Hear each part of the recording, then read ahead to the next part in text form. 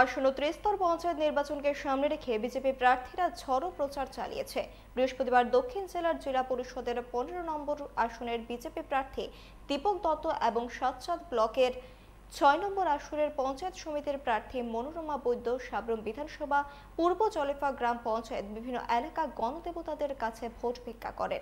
প্রার্থীরা গ্রামবাসীদের সঙ্গে কথা বলে সর্বদা তাদের পাশে থাকার আশ্বাস দেন। পরে সংবাদ মাধ্যমের সামনে জয় নিয়ে আগাম নিশ্চিত প্রকাশ করেন প্রার্থীরা। আমরা দুইজন প্রার্থী, আমাদের মনোনীত প্রার্থী 15 নং প্রার্থী জেলা পরিষদ দক্ষিণ ত্রিপুরা দীপক দত্ত মহোদয় আছেন। আমাদের 16 নম্বর প্রার্থী 16 আমাদের পঞ্চায়েত সমিতি 6 নং আসনে প্রার্থী দিদি আমাদের মনোরমা বৈদ্য দে সঙ্গে নিয়ে আমরা আজকে প্রচার করেছি। এখানে এলাকায় আমাদের আরও নেতৃত্বরা আছে, যেমন শান্তিদা আছেন, আমাদের দিদিরা আছেন।